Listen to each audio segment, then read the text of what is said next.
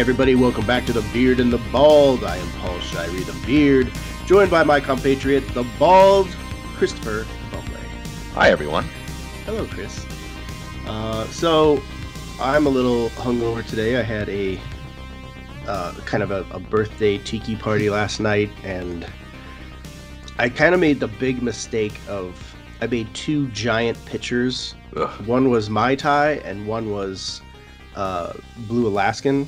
And basically, it's like I made the whole thing. Like I mixed it, measured it, everything. Mm-hmm. So, which is great, so it tastes great. But the problem is, it's that much easier just to go back and refill. Oh, of course. Because if you're making your drink, making one of those drinks, there's like fucking 8 or 9 ingredients per drink. So it takes time to do it, and sometimes that will stall you from making another one. Yeah. It will stall you from like even having another one because you're like, ugh, fuck, I don't even want to make it. But since I put all that shit in a pitcher, it was like fucking like the little monkey that just, keeps hitting the button to get a treat. And I just kept going back, just refilling, and fuck. Well, not only that, but you lost an hour of sleep last night too because of daylight savings. Oh shit! Did that happen too? Yeah, dude. That's why you're really late. Fuck. That's why we're getting an hour and a half late, Paul. Fuck. Yeah, it's all fucked up, man. I mean, I had my phone next to my bed, and then I got your text woke me up, and I was like, oh, fuck. But I'm glad you were able to still record. Okay. Give me a little time to get the biggest coffee I could find, and maybe to have some sex before we did this. I'm drinking warm tea right now because I have a bit of a cold, so I'm trying to save my voice like a surgeon's hands. That's how we make my living. Taking a little lemon tea. I've been going through the last this weekend. So my girlfriend and I are a little bit apart in age. She's maybe 6 years younger than me, and not a huge difference. But when she was young, she didn't watch The Simpsons, right?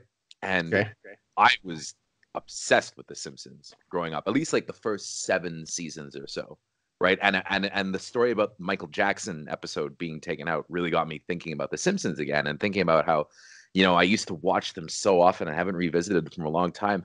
And whenever I make Simpsons references, like she doesn't get the jokes, right? Because it's just not part of her pop culture.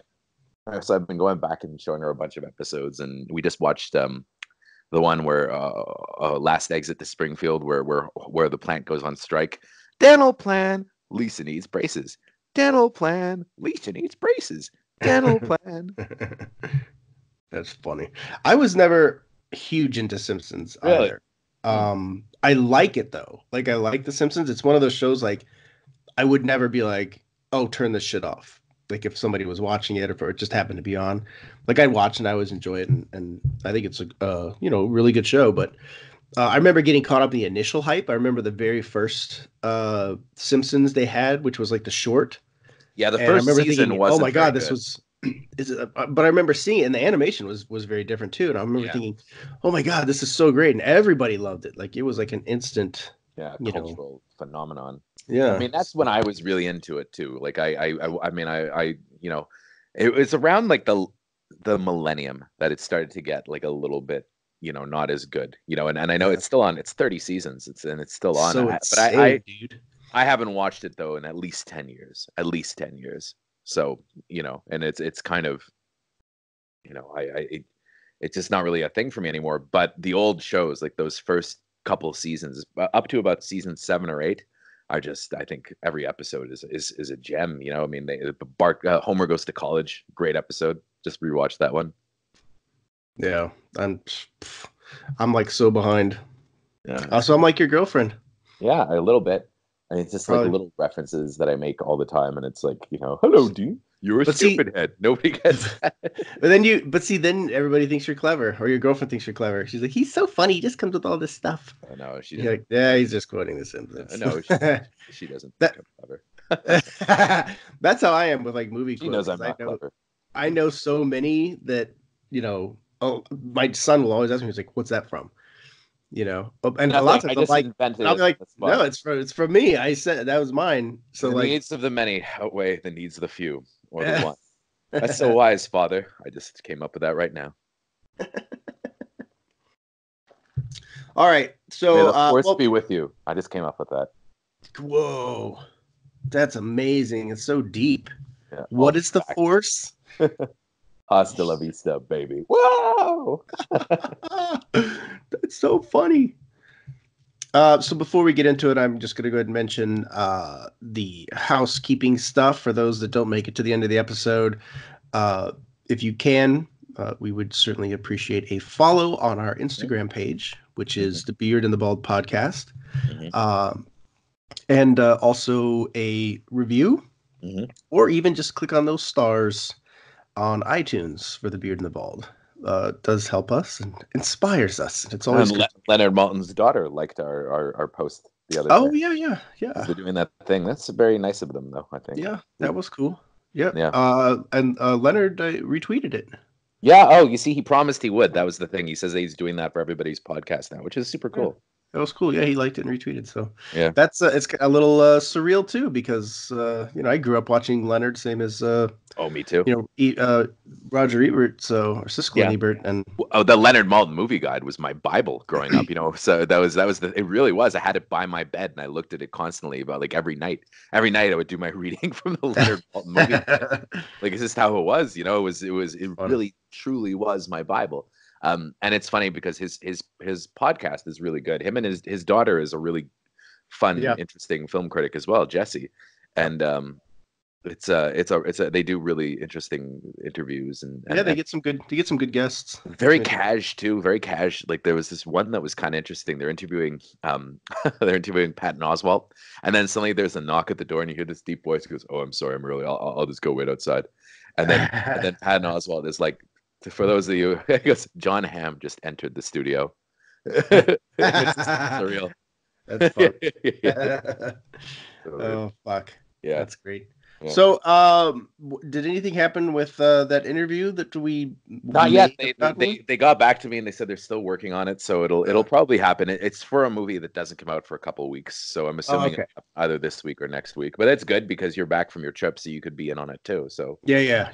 We could have fun. In fact, if you want to see that movie, I should hook you up with the link. Oh, I can probably just email them and tell them. Yeah, they'll for sure. They'll add it. Yeah.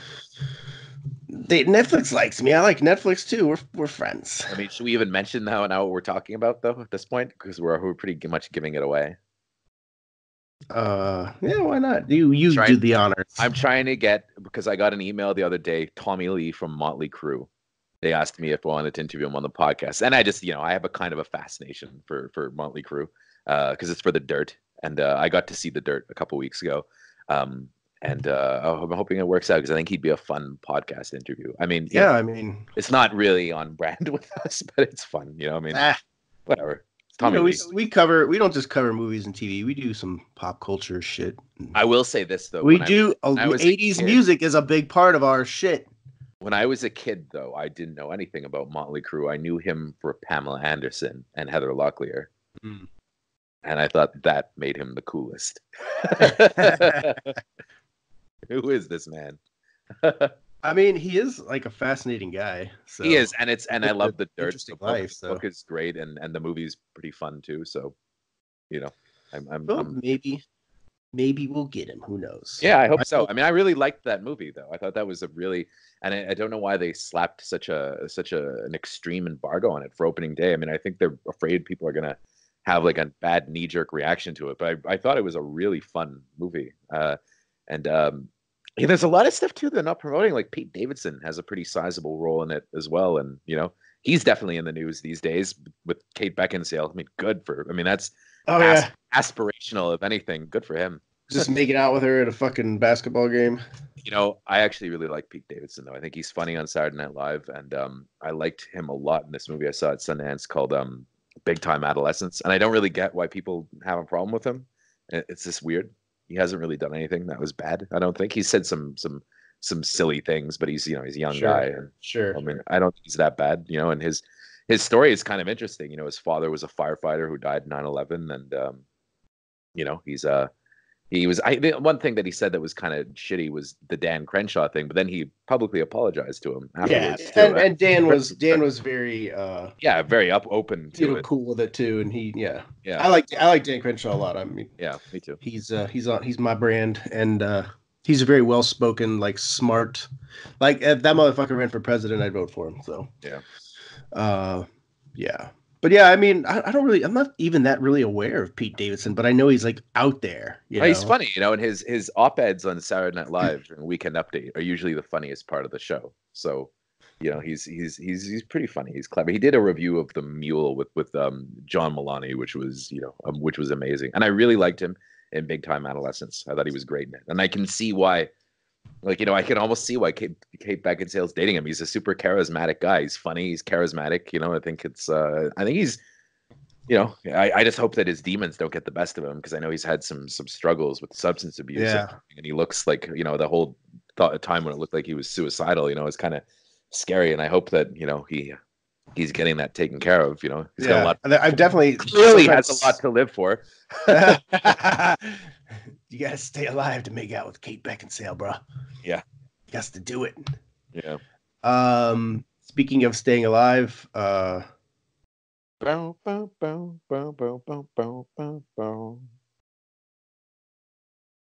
we lost this past week, which was very sudden and shocking. Well, thank you for making me seem like a total asshole now after bopping along to that song. But yeah.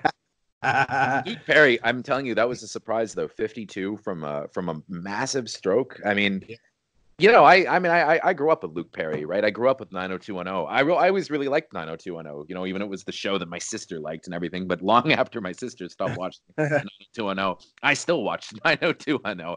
I was with 90210 pretty much till the end.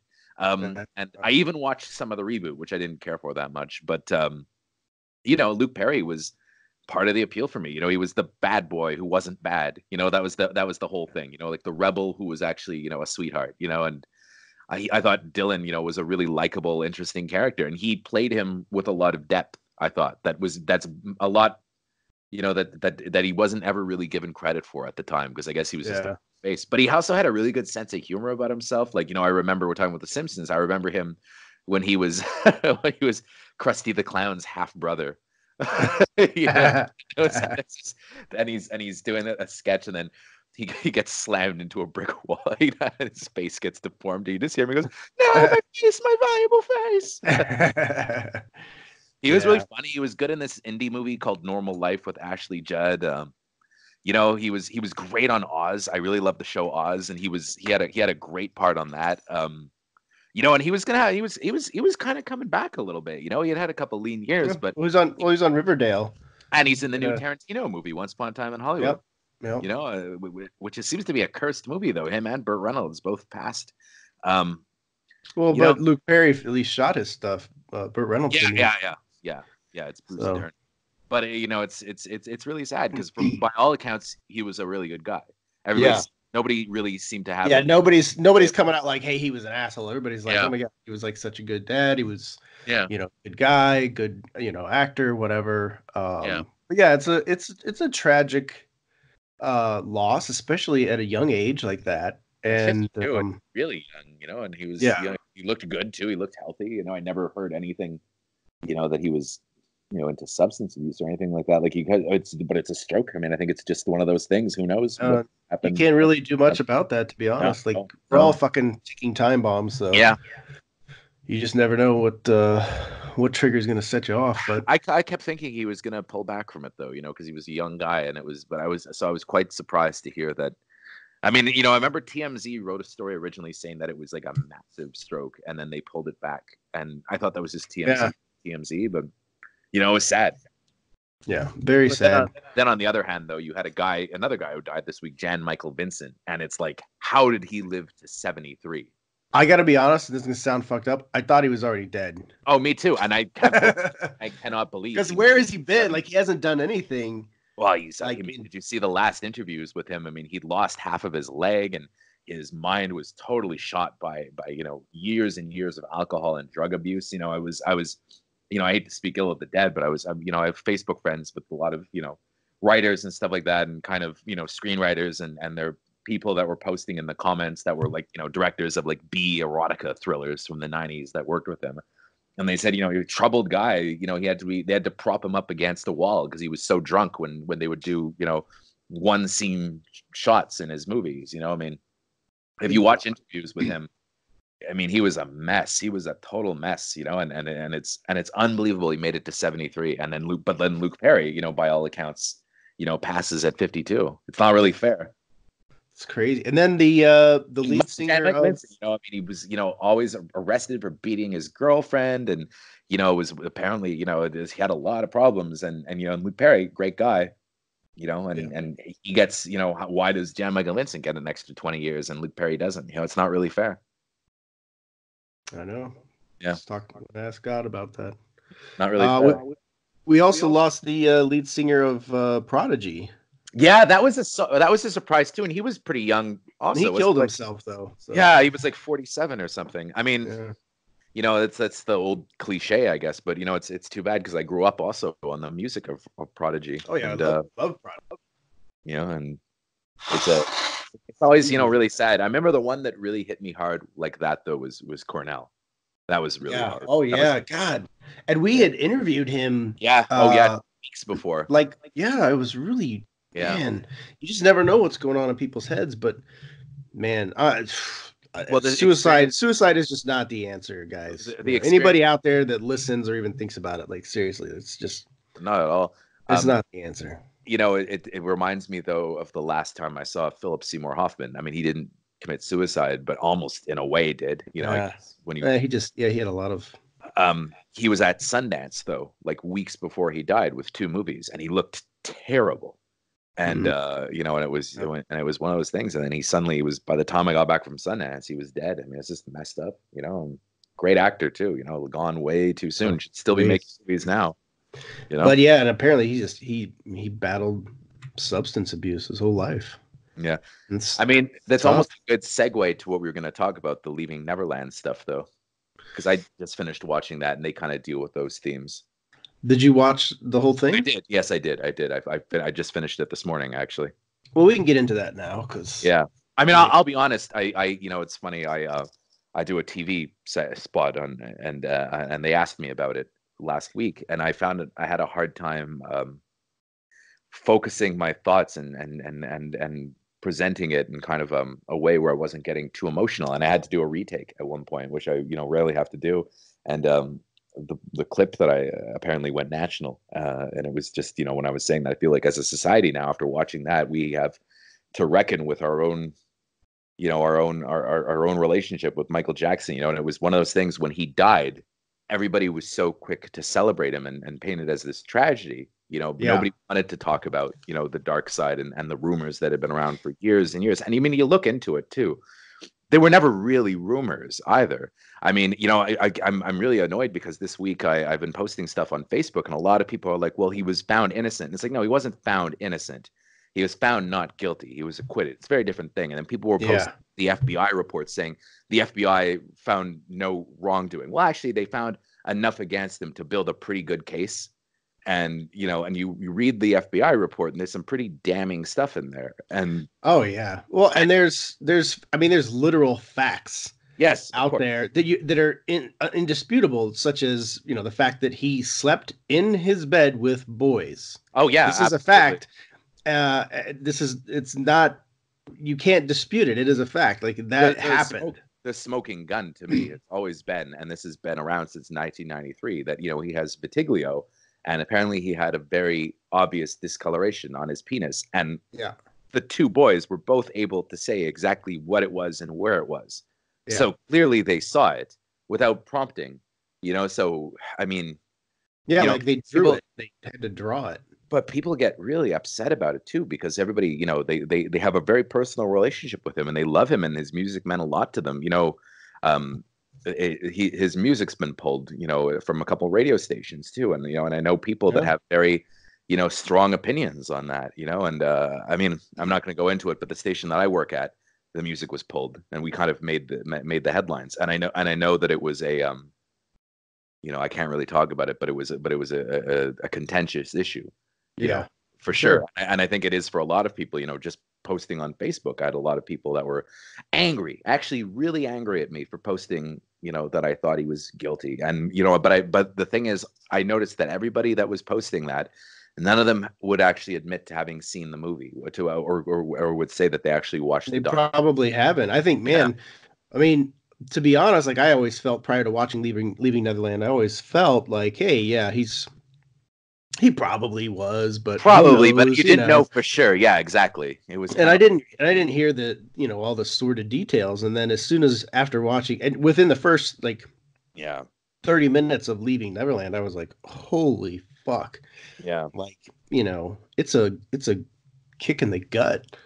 And yeah, it's just deeply, deeply affecting. And like how many people, like these guys are like, like Michael Jackson is an evil person. Yeah, and people are complaining about the boys, not having come forward and all their motivations, and it's just every fact that you can throw at me is explained in the movie, and I get it. If I was in that position, if I was in the position of either of those guys, I can't say that I would have necessarily done anything differently. They were well, and then people are like, oh, they're doing it for the money, and I'm like, you think first off, they didn't get paid for the documentary. No. Second off, this coming forward like this and saying all this stuff, like that is taking on a tremendous burden in terms of putting yourself out in the public. Be like, these guys are getting death threats. They're getting, hounded in the media. They're called liars, perjurers, all this other stuff. Like, and there's no guarantee they would get any money to begin with. It's very uncomfortable. A hell of a lot to put out there. It's very uncomfortable too when you're watching it and you see the YouTube fans of his that are so upset about this, that these guys have come forward. They're so angry. And why would you open yourself up to scrutiny like that if it wasn't true? And it just and it can't be an easy thing to relive and go through point by point by point. And to me, the stories were very, very convincing. And I don't understand how anybody after watching that could think that that he's innocent. I can't. To me, I can't really. Well, and beyond that, it's not just these two guys. That's the other thing. Is like it wasn't just two boys. Like it was a pattern of behavior. I mean, listen, just like Cosby, Michael Jackson had a pattern. This was his thing. That's what he did. This was Michael Jackson's sex life, if that's what you want to call it. But that was what he preferred. That is what he chased. That is what he wanted, and that is what he got. And he was a master fucking manipulator. Like I think, honestly, my personal opinion, I think he was a sociopath. I think that he was able to, and, from a young age, I think, and let's not forget too, that he was abused as a kid. Yeah. By, his father, and like the whole thing about the Jackson 5 and him growing up being thrust into the limelight. That was, I'm positive, a deeply affecting thing that shaped who he became. But I also think that he was a sociopath. I think that he knew what he was doing, and he knew what he was doing in manipulating the parents, the kids, all this stuff. And it's I feel like he, like you said, but I don't think he thought he was doing anything wrong, as sick as that is. I mean, that's the kind of the crazy thing. But that's the mind of a sociopath. Yeah. Like they're like, I don't have any problem with it. I can do this. Free, conscience clear. I can do this. And I do this. I don't want to blame the victims or anything, but I have to say I was furious watching the parents. And I went for dinner at my parents' place yesterday, and my mom and dad had both watched it, and my mom was just like, I don't understand how a mother could allow him to go and spend the night in this grown man's bed. I don't care who he is. It doesn't. She doesn't get it. Completely implicit in this. Like if anybody, they are fucking guilty as fuck. Yeah, and it goes to show you, how fragile your kids are, and that you shouldn't thrust them into the limelight like this. Like I get deeply uncomfortable too watching just child actors and stuff like that. And, having to act like adults and stuff way before they ever should have to. And it's just this weird thing. Like I couldn't imagine if I had kids ever putting them in showbiz. It's just not. I mean, my kid is 9, almost 10. Yeah, and the first kid. 7 years old, and his mom leaves him. Yeah, for a month. Like a month. Yeah. who leaves their 7-year-old with a grown man for a month? What? Just because he sings some songs and Yeah. he acts boyish? Well, Which because he let's had it be was honest, money. it was all an act. It was who he is, but it was more like him choosing not to like act like an adult, and because he was weird and he was had weird preferences, but he so much of that was just an act for him to get what he wanted, He and was. she's I like, mean, they it was money, and that was the thing. And they even talk about the Australian woman. She's like, she left her family, her other kids, to chase this career for her son and Michael Jackson, and live that life. And her mother was even saying, "You must be out of your mind." And the father killed himself. There's a lot more to that story too. And yeah, one of the things, it's funny. It was, I was watching with my girlfriend too, and she was bothered when the mother essentially blamed the suicide of the father on her oldest child because the oldest child decided, I guess, he didn't want to live with them anymore, decided to take a break, and then the night he left, he died. And it was something snapped in him when he left. It's like you're blaming. Why don't you take some blame yourself for some of the choices you made in your life? I mean, this is it that the kid's fault? I mean, it just. Oh. It was terrible, yeah, and I like that. The guy is saying that he doesn't know. He can't really. His relationship with his mother is very complicated at this point. He can't hug. yeah. And his wife. I thought the wife was right. For banning her from the household for however. Well, how do you trust somebody like that with your Yeah, own how would once you have kids? how would you You think trust you're gonna your you ain't child? Yeah. staying at grandma's house. That bitch is gonna No, hand you over to some fucking pop star to be molested. Like, fuck no, you ain't going to grandma's. no, But it's very upsetting. And yeah, like you said, they're complicit, in that. It was bad, man. It's a very upsetting documentary. It really is. And I'll tell you, it took me a week to watch the second episode because I didn't want to watch it. It was painful watching the first one. I was depressed as hell after watching it. But if you're going to talk about it and you're going to, have an opinion on it, you've got to watch the whole thing. And I'm glad I did because there's a lot of context in there about the trials and why they're coming forward now that, yeah. makes a lot of sense. And I think you need to watch both. And I'm going to watch the Oprah interview as well, which I've heard. Yeah, you should really watch the Oprah thing. And Yeah. what I liked about the Oprah thing is that she asks tough questions. Yeah. She doesn't. This isn't some like, oh, poor you thing. No.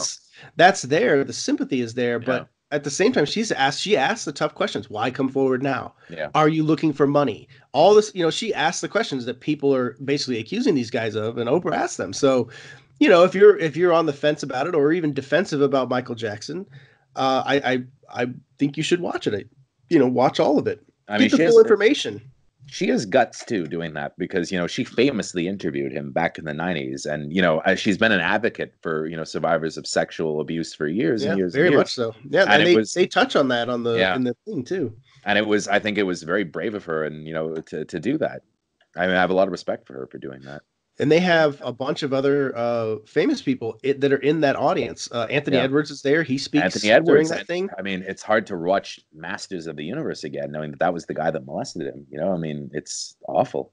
Yeah, it's really fucked up. That's a messed up story too. I mean, and I'm not all familiar with Anthony Edwards' story. Well, Anthony Edwards. So basically, it was the guy who directed Masters of the Universe, the canon one in the 80s. Yeah. Uh-huh.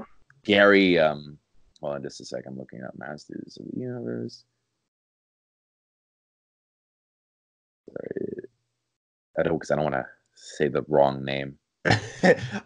Gary Goddard. Gary Goddard. So he was the director of Masters of the Universe, and he was an acting coach or whatever, and he apparently had a bunch of boys they molested. One of them was Anthony Edwards, and he confronted him at the airport, and Gary Goddard has had many people accuse him of sexual abuse, and that's another part of the Bryan Singer thing, because he's a long-time associate of Bryan Singer's, and they were both wrapped up in that whole thing with the internet company that was having those parties, like those orgies, like that. Well, and here's another thing that you bring up, Bryan Singer, and this is an interesting thing, and actually even my girlfriend brought this up. It's like, this era of Me Too and all this other shit, and we're expected to hate Bryan Singer and to basically, accuse him and have him, already fucking tried and sentenced as a child molester or rapist, whatever you want to call it.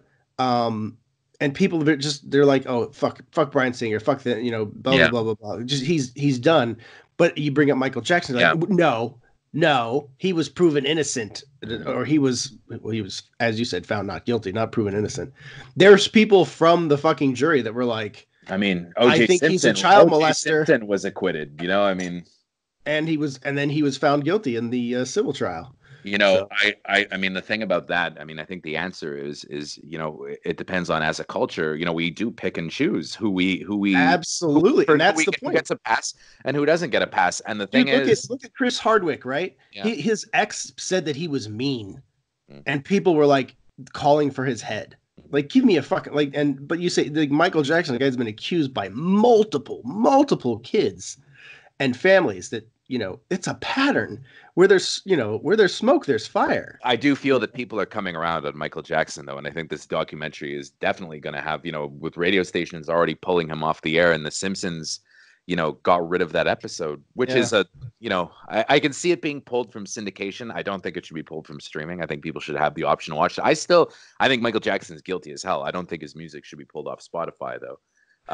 I don't think, and actually, it's interesting you say that, because like Matt Groening and them, they were like, hey, you know, we're against book burning of any kind, but this is our book, and you know, we can tear out a chapter. Yeah, but and I can respect that, but sure. At the same time, you know, I'm really against, you know, trying to do this revisionist history thing where it's like, well, this person was a piece of shit. Let's tear down every statue. Let's, you know, burn every book and erase every song. It's like, well, you're taking away history. And the other thing too is, by trying to change it and erase it, you're doomed to repeat it. You're doomed to let these things happen again, because you lose the lesson of what happened. And he was a huge part of our pop culture. But like you said, you know, I mean, I think the people do not have the kind of relationship to Bryan Singer that they do to Michael Jackson. Everybody grew up with Michael Jackson.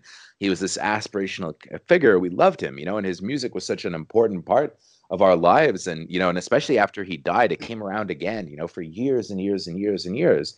He's just, you know, a giant, and it's hard to reckon with that sometimes. You know, I was talking to a friend of mine who's black, and she says, you know, they lost Bill Cosby, Michael Jackson, and O.J. Simpson, who are these tremendous, you know, aspirational figures in the era. And, you know, white culture, I mean, you know, white people, we haven't lost the same kind of, like, you know, Bryan Singer, Kevin Spacey, Harvey Weinstein, that's fine. And, you know, and they were talented people, but nobody on that level. You know, it's not like household names and people that were really important, you know, and these figures that we looked up to and idolized. You know, Bill Cosby, I was watching CNN in the 80s last night, and they talked about the sitcom and how that was such a, you know, that was how the Cosby Show was such a game changer, you know, and how it really, you know, propelled forward even race relations, you know, because the image that you got on the show of the upper class black family, you never really had that before, you know, and it wasn't even like race was like a part of the conversation on that show. It was like, this is just a family. They're a lot like us. And, you know, and that's how I learned about, you know, race when I was a kid, was watching the Cosby Show and stuff, you know, and listening to Michael Jackson, you know, and they were these really aspirational figures, these characters, these people that I looked up to. And, you know, and I think that's why people are a lot, you know, quicker to defend Michael Jackson than they would be, you know, Kevin Spacey or Bryan Singer, because people don't feel the same connection to them that we do to Michael Jackson. Yeah. But I really do think it's coming around on Michael Jackson, though. I think people are having a harder and harder time defending him. You'll always have the people that are, you know, 100% will never admit that that it's even possible. But I think more people will come forward now, though, after that documentary. And I think the facts, as they are going to get, you know, much harder to ignore. Well, and that's what happened with Weinstein too. Yeah, and even Cosby. You know, it's dominoes. And I think that will happen. I agree. I think that will happen too. You know, and then, you know, you also have guys like Corey Feldman, who went to Twitter and was like, "I'm telling you, Michael never did anything to me ever." Blah blah blah. He's walked it back now, though. And Macaulay Culkin is, you know, saying, you know, he's been clear that, you know, nothing ever happened. And then you have, you know, housekeepers that were there saying that they witnessed Michael Jackson touching Macaulay Culkin. Feldman walked it back, though. Feldman watched the documentary, and he said that now he says that nothing happened to him, but it's possible something happened to somebody else. You can't really say. Yeah. And, and I'm sure that, you know, part of that too is, you know, Michael probably sized up these kids. Yeah. You know, when he got... They were vulnerable. But I mean, he would probably say, like, I'm sure there's some that just didn't happen, where it just, he was like, I can't get an angle on this one, Yeah. and that could possibly be the case with Feldman. With Macaulay, maybe nothing happened. Yeah, Maybe it did. And if it did, and, Macaulay continues to deny it, here's two things about this. Macaulay Culkin right now, he's known as the Home Alone kid. Mm-hmm. As a celebrity, as somebody that's in the public eye, would you want to be known as Macaulay Culkin from Home Alone, or would you want to be known as Macaulay Culkin from Home Alone that got molested by Michael Jackson? Yeah, and if he comes forward, he will be known as the boy who was molested by Michael Jackson. Every time somebody goes to watch Home Alone, that's what they're going to be thinking. So, from my perspective, if I were Macaulay Culkin, I'd be like, this is something that would affect my career. I have to really think about this. I think if I kind of understand it if that were the case. Yeah, I mean, I can't judge him for not coming forward. I think it would be a brave thing if he did come forward, if it even happened. But it is one of those things, though. I mean, I can't really judge him for not. If he doesn't come forward. And the other fucked up thing about all of this, is that some of the people that aren't coming forward, it's very likely that some of these people actually, they enjoyed the relationship they had with Michael Jackson. Well, I mean, it's complicated. They said in the documentary, even the boys were like, well, we were in love with him, and it's this weird thing. And that's what I'm saying. Abuse. Is like, that's abuse. Maybe that's what abuse does. Right. But they may not see that as such. And they may just think, well, I was just enjoying what it was. Maybe they enjoyed the sex. Maybe they enjoyed all of that. And to them, they're just like, well, I don't see anything wrong with it. Whereas other people do. So it comes down to a matter of perspective too. I mean, they were kids, so clearly, but it's your thinking gets warped, I think, by being a victim of that, and sure. I mean, it's very troubling. It's a very, very troubling story. Yeah. So all of that is all that to say, Leaving Neverland is exceptionally powerful. Highly recommend watching it. No, it's essential. You need to watch it. And good on HBO for doing it too, because they're putting themselves in the eye of a storm. $100 million lawsuit from the Jackson family with some high-powered lawyers. That's no joke, but good on them for taking a stand. Yeah, for real. I'm glad. I mean, honestly, like, it's brave filmmaking. It's taking a risk. It's putting information out there. And what I also liked about it, even though the very explicit details kind of fucked with my head, I'm glad that that's in there, because that is what drives it home. That's the kind of stuff, and it sticks with you, and it really makes you think, because you can't just wash it over. And that's what a lot of people do. They don't want to hear the details, but the details are what matter.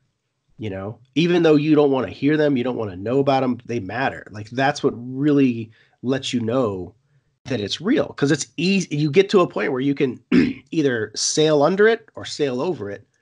And, a lot of times people say, well, I'm just going to bypass it. I don't want to know the details. And then that allows them a little more leeway to forgiveness for somebody that is absolutely guilty. So, and like you said, it's it's a troubling thing, but sometimes we need this as a culture, I think, to go back and, if we have to tear down our heroes, I mean, then we have to tear down our heroes. I mean, if they did things that people are culpable, and he's dead now, I mean, he'll never pay for his crimes. And it's I feel bad for his kids, obviously, for Paris and Blanket, and it's just, I feel bad for those kids in multiple ways. I mean, because honestly, absolutely. I feel like they were just like almost created as an alibi for him. Like, they were. They really were. So fucking like, and what does that do for your existence? Is his DNA even a part of them? I mean, it's like they don't look biracial. Like, it just doesn't make any sense. Anyway. Well, and then even the woman that he married and that they had the kids with, like, she's like, we never had sex. Yeah.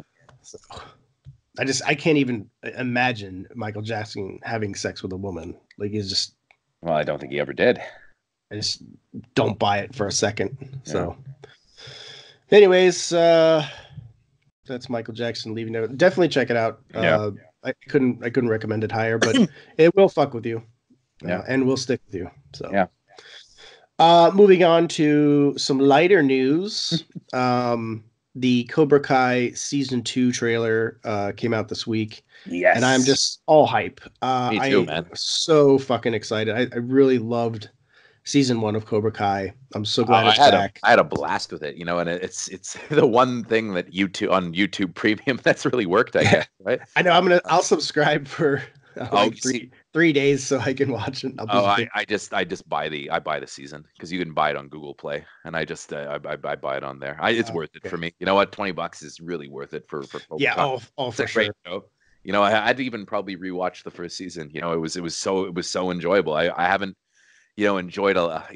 And the thing about Cobra Kai too is that it works on so many levels. You know, it's really funny, but it also has, you know, some heart and some depth and good drama. Yeah. The fights are really well choreographed. You know, it's like it's kind of, you know, pushes every button. You know, and I can't wait. And then Kreese is back. You know, that's nuts, man. What a great cliffhanger that was in season 1. I remember I was kind of disappointed that he wasn't in it in the first season at all. But then, you know, bring him back at the end. What a perfect way to end the season, you know. And and the dynamic with everybody from the trailer just looks great. You know, like the rivalry now between Miyagi Dojo and fucking Cobra Kai, and then you have Kreese being thrown into the mix with the Cobra Kai, which is going to fuck with Johnny's head. There's just so much. I love that they're faced with, you know, these challenges. It's not just a vanilla like, oh hey, we're just gonna do some karate and overcome things. Yeah, like, there's no way more going on. There's no good guy and there's no bad guy. You know, I mean, Johnny is sympathetic. He's got his bad points, but he's also got his good points. He cares about the kids, and you know, he doesn't want to be like Kreese. You know, and it's interesting that Kreese is coming back and to see how that dynamic plays out. While, you know, Johnny on the other hand is, you know, Daniel is kind of, you know, a bit of a prick at times, you know, and a bit of an asshole, but also essentially a well-meaning person. Yeah. You know, and the two of them, you know, there's that great scene in season 1 when they're in the car and they're bonding over like hair metal, and it's like, oh, you like Foreigner too? And he's like, yeah, I love Foreigner, or REO Speedwagon, and you know, you see that these guys that really have a lot in common could have really become friends if only they had been able to, you know, they hadn't been fucked around with it so much when they were kids, and you know, Johnny is the victim of, you know, a really horrible role model, and you know, Daniel is the product of a really great role model, but he sees things so simply in black and white, and he can't, you know, let go of things from when he was a child, you know. And it's kind of fascinating. I mean, I really like the dynamic on that show, and I can't wait to see how it plays out in season 2. It really surpassed my expectations. I mean, I was not expecting. I think it did that for everybody at all. Yeah, I thought it was going to be fun, but I didn't think it would be like legit, like one of the best shows of the year. Yeah. Oh, I totally agree. So, like robbed at the Emmys. You know, like why wasn't this nominated for best comedy? Like really? Yeah. Well, I remember that was your concern too before it had come out. You were like, well, I think it's a straight comedy. But it's, you know, thankfully not. But I like the comedy. I think the comedy, you know, it works, and it's not beat you over the head silly comedy. It works. Well, it's not slapstick, but it's like it really does kind of feel like a continuation of the original movies, though. I mean, it does, you know, sure. If you loved the movies like I did when I was a kid, you'll love the show. It's so good. And there's so many more people they could pull into it. You know, they could get. I wouldn't be shocked or surprised if they got Elizabeth Shue back this season. Yeah. You know, I think that would be a great challenge for Daniel. You know, like he's happily married, he's got kids, and then all of a sudden you bring like his high school sweetheart out, and it's like, oh shit. You know, that's another challenge for him to face. And you know, Johnny always had a thing for her too. So, that's a good thing. You know, my girlfriend never saw The Karate Kid. Because you know, she's just from a bit of a different generation than I am, and she was a girl, you know, so she didn't watch them growing up like I did. Those are kind of, you know, and it was, but she loved it. She thought it was great. She was really into it, and is psyched for season 2 as well. So you don't even have to be a Karate Kid fan to get it. You know, you really don't. It's almost like the Creed movies, kind of in that way. You know, Creed for TV, and it's just a way better continuation than you would have ever thought possible. And you know, William Zabka, I mean, is killing it. Yeah, he's so doing great. Like that's a guy that, you know, has been waiting for this opportunity and is just sinking his teeth into it and is going, you know, all out and is nailing it. Yeah. Mm-hmm. Well, I hope it continues for a good while. Me too. I just hope, you know, I feel like YouTube Premium is going to shut down, but you know, they'll just have to switch it over to something else, I guess. Yeah. Well, I mean, there's so many places that you could house these things now, so I mean, YouTube for cancellation isn't always death anymore. YouTube could always just keep producing it too, because I think it's a pretty big moneymaker for them. Yeah. They might just say, well, we're canceling everything but Cobra Kai. We're just gonna be. They're gonna change the name to fucking Cobra Kai. Cobra Kai tube. That's Cobra, all. Yeah, Cobra Kai tube. Cobra tube. Well, another show that's been Kai. on for a while is coming to a close, and that is Arrow. It is Never ending watched after a 8 single episode. seasons. Never watched a single episode. I tried to watch season 1. I think I got like 8 episodes in, and then I looked. I like checked. I was watching them on Netflix, and I looked to see how many more left. There's like 24 fucking episodes. Yeah, I don't like and that. And honestly, I was just overwhelmed. I was like, I don't have the time for this. Yeah, it's a big commitment. The episodes are so drawn out. And I know people will say, oh, but such and such season was better and blah, blah, blah. Yeah, I gotcha. But like sometimes the long form storytelling can actually be problematic because you're stretching it. Yes. And when you have 24 episodes, you're stretching like where some episodes like literally nothing fucking happens. And I'm like, why did I just spend an hour watching this show? Like it's the entertainment value in this is it's like reading, filler chapters in a book. And I'm just like, this is fucking boring. So. I've really lost patience with the 24 episode season. I think it's an outdated too much. Model. It is. It's an outdated model. And, and I think most of the really good shows that are out there, I can't think of any that I watched that are 24 episode seasons. Even network stuff like The Good Place is down to like 13 episodes. And I think for a lot of networks too, they look for those long episodes for syndication. That's why they make them, because then they can just rotate shows forever. But when it's serialized, that's pretty tough. It's though. Just yeah. not. Yeah, it's just it ends up becoming a drag. So well, a good example is a show just came on Amazon Prime that I was always curious to watch from the 80s, Crime Story, because I love Michael Mann, right? And I love Miami Vice. And Crime Story just popped up, and I always wanted to watch Crime Story. So I watched the pilot episode, and it was awesome. It was amazing. It was almost like a Michael Mann movie, It was Abel Ferreira directed it, and it was really, really good. But now I've been watching season 1, and it's like every episode, it's 24 episodes, an hour each episode, and each episode, there'll be about 20 minutes or so that are really, really, really good. And then the rest of it is just filler stuff that I don't care about. You're like, what the fuck? Yeah. And it's another, and it's, and it's serialized too. And it's just, you could have 12 episodes. That would have been an amazing season, and I think it's really, even Lost, Lost was problematic in season 3 when they tried to make a long season, and they cut down their order to like 13, 14 episodes a season. Yeah. You kind of have to, if you're telling a story and you want it to be cohesive and not drag on too much.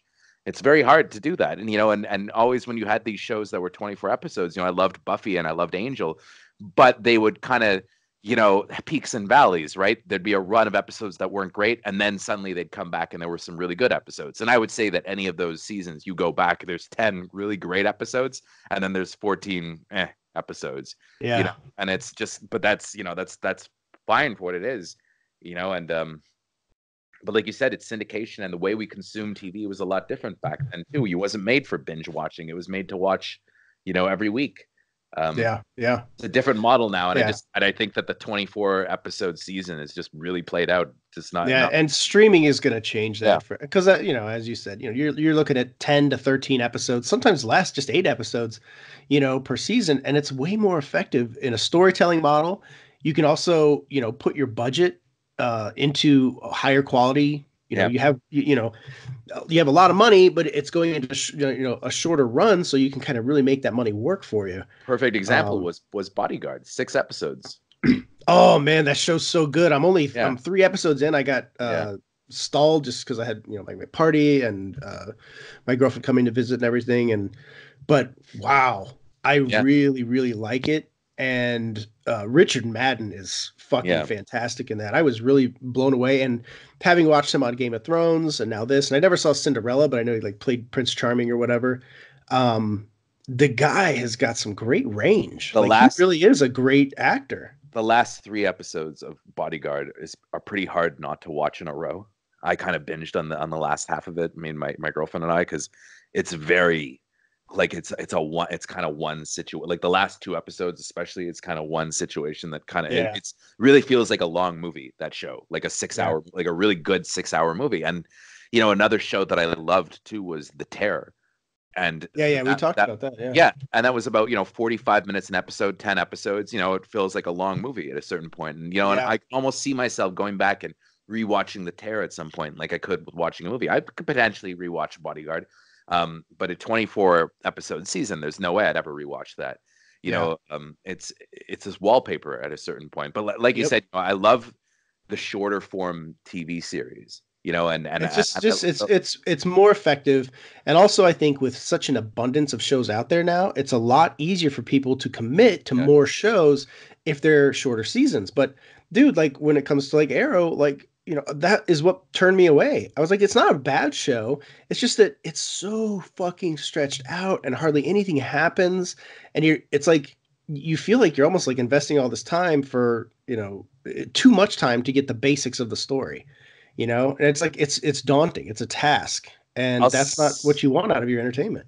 I'll say something controversial though. For me, as a movie critic, I have to say the stuff that's really getting me these days is a lot of it's on TV. A lot of it is short form shows. It's a good season of a show sticking with me a lot more than a lot of movies are these days. I'm not saying movies are dead; they're definitely not. But I can watch a 10 episode season of a show, and you get really into the characters, and you binge it, and they can do a lot more now on TV that they ever could before, because the form has really, really changed.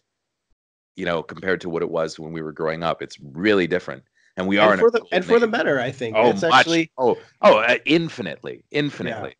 It's one of those things where technology has changed, and I think in this aspect, I think it's way more effective. It's actually it's kind of elevated the art. I mean, it's the form of storytelling. It has challenged films in that regard, though. That streaming, we still don't exactly know what the role of movies is going to be in the future. But as far as TV goes, I mean, and not only that, but you can also build shows for more niche audiences, like you wouldn't have necessarily had before. Where it had to be popular appeal, something for everybody. Now you can make a show that's more for a smaller, a smaller demo. And it can really pay off, and it doesn't have to be 20 million viewers to get a season 2. I mean, I'm watching a show that I really like now is Black Monday with Don Cheadle, and I was looking at the ratings. The ratings are about like less than 500,000 an episode, and that's fine. That's it is what it is, and people will maybe discover it further down the line, and hopefully it gets a season 2. It might. I hope it does. Well, there's plenty of options out there, so yeah. Yeah. Anyways, I don't have anything against Arrow. I think it's it's fine. I know people have their you get your fan base, but I mean, really, 8 seasons is a pretty damn good run. Oh, sure. So, nothing to scoff at. Yeah, nothing lasts forever. Another superhero themed thing that I want to talk about before we get into Captain Marvel and Shazam is the Brightburn trailer. There was a new trailer for Brightburn, which is produced by James Gunn, and it's basically a what if movie. It's like, what if the Man of Steel Superman was evil? Yeah. And there's a lot of people that are like really butthurt over this. Like they're just like it's somehow offensive to Man of Steel or making fun of Man of Steel. But they're not calling him Superman. He's not Superman. No. And they're like, oh, it's using the same type and all that. And I'm like, well, that's purposeful, but that's not to make fun of Man of Steel. So like people are taking it like weirdly personal. It's almost like, the people like defending Michael Jackson, they just get weird about it. And I'm like, it can exist. Man of Steel still exists. And it's, to me personally, it's my favorite Superman movie. That's not going to change that. I think Brightburn looks fun. Like that's a cool concept to just kind of play with. Like, what if, this alien that crash lands on Earth, it gets, taken in by a family, is actually evil. That's kind of cool. Like there's a lot to explore there. It's almost like a what if movie. So I don't know. I was very intrigued by this project and by the trailer. And I'm looking forward to checking it out because I think it just looks crazy. Hopefully they pull it off and they're able to make it work, but it just looks fun. So I don't know why people get so upset about it. Like it's some kind of slight against Man of Steel. Like they're just fun. It's a fun concept. Yeah. So anyways, that being said, speaking of James Gunn, so it looks like they're going to recast Deadshot. Yeah, so we talked about that last week when Will Smith was looking like he was not going to come back. And I guess he's not. He's taking that. Man, Will Smith makes some weird choices. He sure does. I mean, Suicide Squad is his highest grossing movie. Mhm. Why he's not returning as Deadshot is just kind of beyond me. Or even pursuing a Deadshot solo film or something. I mean, how do you ignore that? But I mean, I guess he just, he chooses under different circumstances, I guess. So I guess Yeah, money's not a factor, or maybe he just didn't really care enough about the Deadshot character. maybe. And maybe in the end, too, like, he doesn't really care about the money. I guess he doesn't have to. No. But it is interesting that he's chosen not to return to that. But I think Elba would be a great replacement. Oh, I think he'd be a terrific replacement. I mean, I could really see that. I mean, that's a smart move for him to take that part, though, because that could potentially go on for a really long time. Yeah. He gets solo movies. I mean, that could be a career changer for him. Oh, for sure. Yeah. And then there's, so many. There was a new report. It's from Collider, actually, that had kind of a description of like the different characters that they're looking to bring in for James Gunn's movie, which will be, a host of different characters that we haven't seen before and that haven't been adapted before. One of them is King Shark, who actually, I believe King Shark, if I'm not mistaken, was actually in the Flash TV series. But then you have Ratcatcher, Polka Dot Man, Peacemaker, and then Deadshot, and supposedly Harley Quinn would be coming back. Yeah. So we'll see. I don't know. I'm very intrigued by this project as well. I talked to somebody close to the production. Can't say who, but they're very excited about it. They said the script is just amazing, and that they think that it's going to be basically what they wanted the first Suicide Squad to be. Yeah. So that's coming from somebody within the production, and I'm very excited for it. We may as well just jump right into Shazam then, because it seems like it's a good days for the DC movies. Like it seems that Aquaman kind of kicked off a new phase. Wonder Woman's doing great. Aquaman was huge, and you saw Shazam. And Shazam is great. Yeah. It is absolutely. Seems like everybody liked it. I'm reading on Twitter too. Yeah. I mean, listen, it is laugh out loud funny, and I say that because like everybody in the theater that was there, everybody was laughing out loud. This was not a movie where everybody just kind of sat silently. This was like everybody laughed. There's nobody just sitting there like, this is boring. I don't, you always have those people that like you think they seem like they have no sense of humor. You're just like, Jesus. But it's hilarious. Like I think that if you don't laugh out loud at this movie, you're probably dead inside. There's just so many moments that are they're hilarious. Like that's great. And here's the other thing. It's not a straight comedy. It actually has some darkness to it. Some actually like surprisingly dark scenes where I was like, oh shit, like they're really going for it. And it's really, really clever. It's really well written. There's so many parts and I don't want to spoil any. So I just don't even get into it, but there's so many like clever things they do in terms of story, in terms of how they, how they actually tackle some of the superhero tropes, which you'll see. And once everybody has seen it, then we'll talk more about it. But, there's a scene towards the end where I was just like, this is brilliant. Like, this is I can't believe like nobody has ever done it. And Shazam has now done it. So it's like, it's kind of robbed any other movie from ever addressing that. And it's perfect. It's such a great scene, but it's just great. Zachary Levi is great. And Jack Dylan Grazer, he steals the show as Freddy. He is just great. Just like he was in It. He really is the scene stealer. You love his character, and he's funny, and he's got attitude, but at the same time you feel for him, because he's like crippled, but he is one of those kids that uses his humor and everything else to kind of mask that, but he does it in a way that's believable. And Asher Angel's very good. He's just a good, kind of a genuine heart kind of kid. And then Zachary Levi, he's just born to play this role, very similar to what we've seen with many other superheroes. You're just like, man, they were like born to play this. Like they just really own it. And he's great. He has a blast with it. So I think there's some big surprises at the end. Some of those you kind of already expect, but the way it's presented, the way it's done, really it's just great. There's some wonderful goosebumps inducing moments, and there's definitely, you want to stay to the very end. Any all good the way to cameos? the end. I can't talk about that. Yeah. But I will say, I think, I don't know how to phrase it, because it kind of gives it away. I just can't say anything about that aspect. But again, stay till the very end, after the credits. There's post credits, and then a stinger. So there's plenty to get there. And it's just great. It's so much fun. And my son turned to me after it was over, and he's like, "I loved it."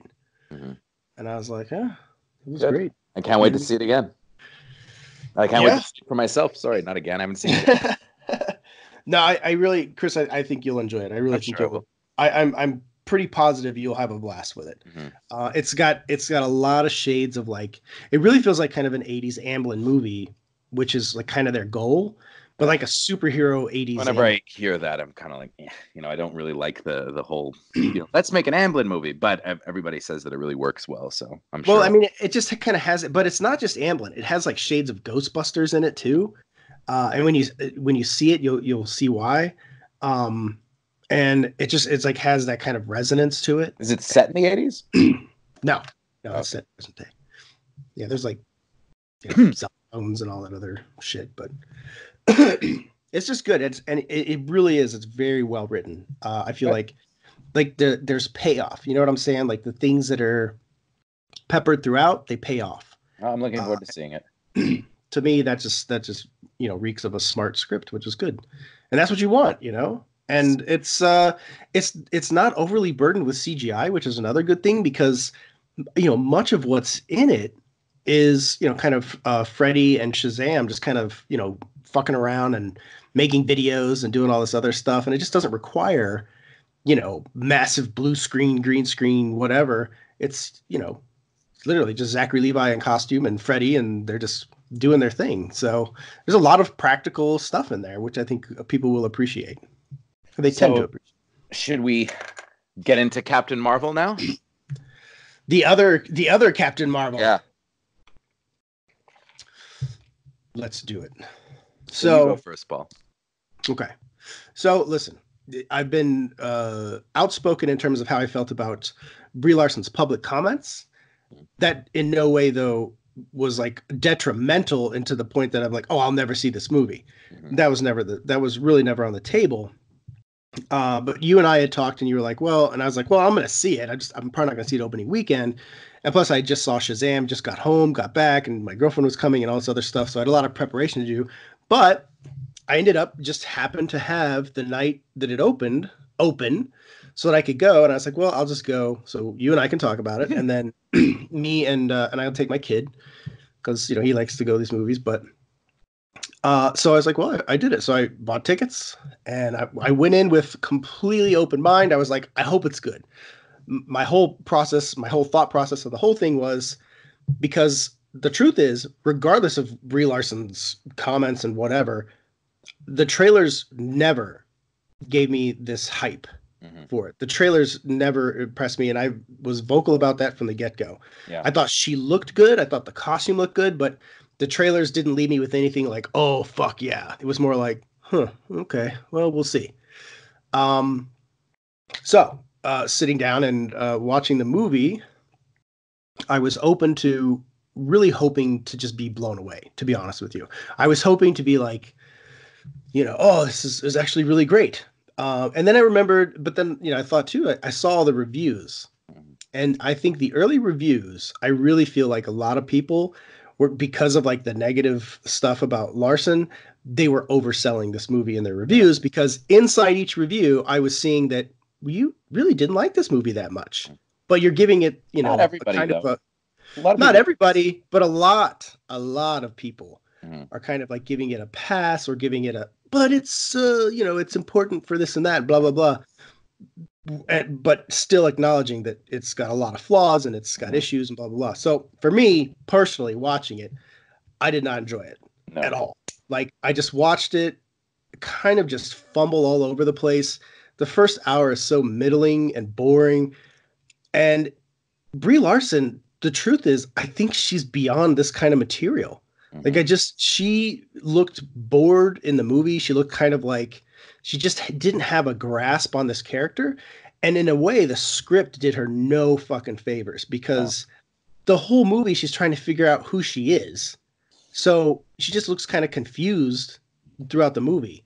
And you don't really know what drives her. You don't know what she wants. You don't know who she is as a person, like why she wants to be all these things. And the thing that they try to sell it in is like, oh, well, she's just like a girl that's been told no by men her whole life. So now she's powerful and she's going to embrace that. And I'm like, really? That's what we're going with? I just didn't get any sense of who she was.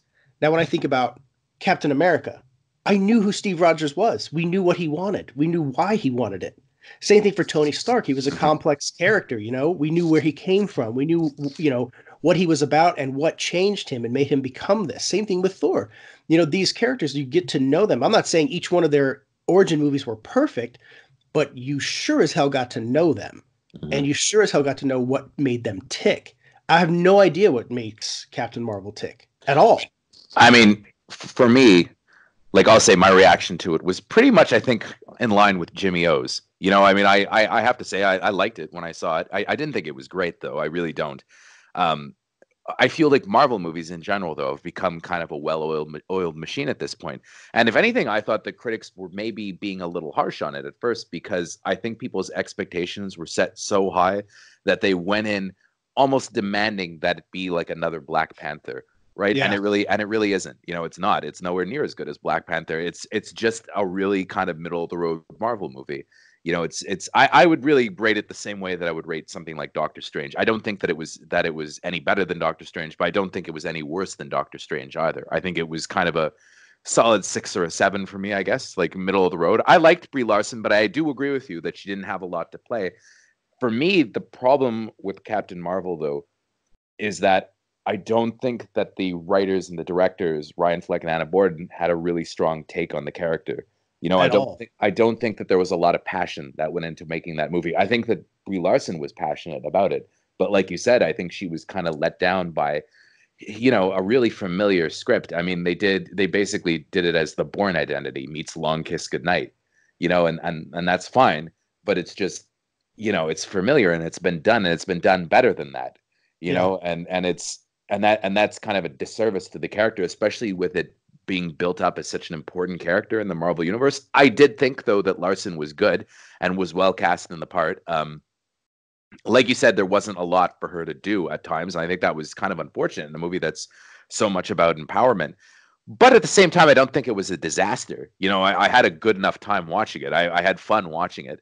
I liked a lot of it, but I liked the Nick Fury stuff. I didn't like the thing about his eye. I thought that was a joke that they didn't really, that maybe went a little too far into the humor department with that. And it just doesn't make any sense, to be honest. It was like really dumb. Yeah. And the problem with Nick Fury, which I think is a big problem, is he's nothing but comic relief in this. Yeah. Like the Nick Fury that we've come to know, which is like kind of this mysterious, badass, smart, cunning kind of guy. He's just like a jokey agent.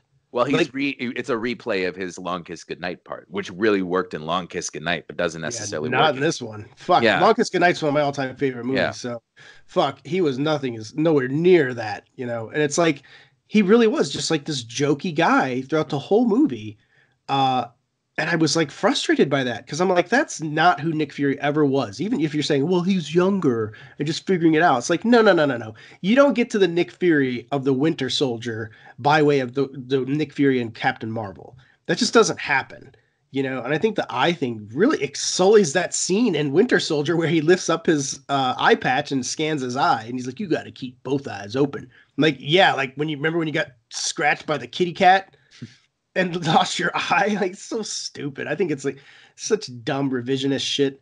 And it was the same thing with how they say, like, he's looking at the picture of Danvers and sees that she was Carol Avenger Danvers. The Avenger thing comes from First Avenger, Captain America. Those like the whole thing. That's where the name came from. And now all of a sudden we're like, oh, no. Now we're going to make it from none of that really. none of that really bothered me. I have to say, like, I'm not really that attached to the comics. And I think that's fine. You know, the thing about the eye, I thought was a little bit jokey and was maybe too far into the humor department.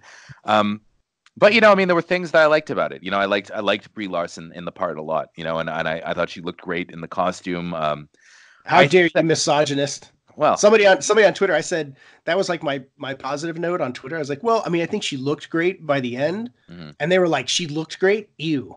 And I was like, what? Whatever. She's supposed to look great. I'm assuming. It's like if I said Captain America looked great at the end of the movie. They do. They all look great.